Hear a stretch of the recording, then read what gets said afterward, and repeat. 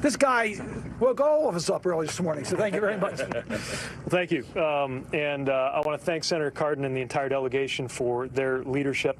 They have been on this from the first moments. And as the senator mentioned, and I'll say more about this in a moment, we'll be needing to work together to make sure that we render all of the support that is needed at the federal level.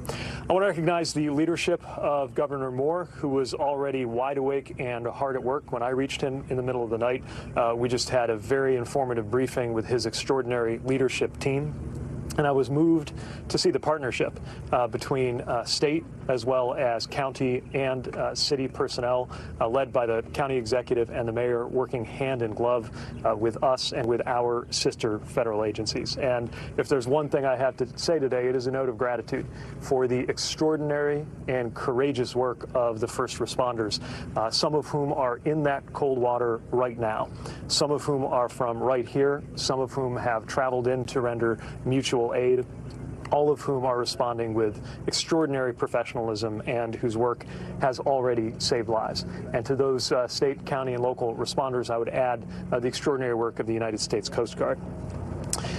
We should also recognize that this is an excruciating day for several families who went to bed last night having it be a normal night and woke up today to news that no one wants to receive. They are hoping and praying, and we are hoping and praying with them. We are all putting our arms around the community of Baltimore, and that is true for all of this country. I've even heard from counterparts as far away as the United Kingdom reaching out to express their support to the people of Baltimore. As has been mentioned, been in close contact with the governor, the mayor, county leadership, and the congressional delegation. And as President Biden has made clear, the federal government will provide all of the support that they need for as long as it takes. This is no ordinary bridge. This is one of the cathedrals of American infrastructure. It has been part of the skyline of this region for longer than many of us have been alive. So the path to normalcy will not be easy. It will not be quick. It will not be inexpensive. But we will rebuild together.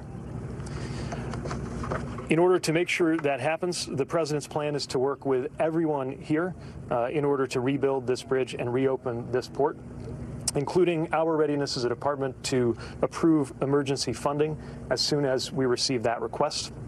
Meanwhile, our Maritime Administration will help with port, harbor, and supply chain operations.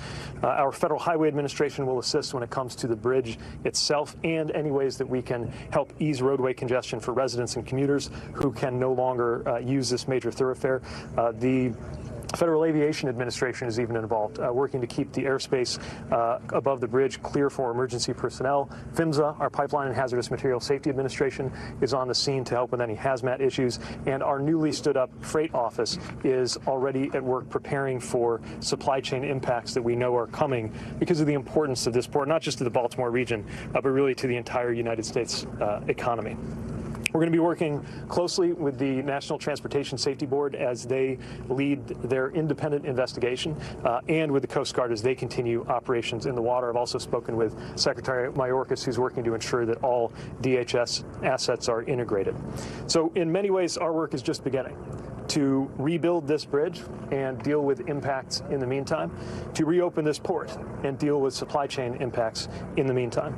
But today we are most acutely focused on the emergency operations underway and on the families that have been impacted. I have no doubt that we will rebuild together and that Baltimore will come back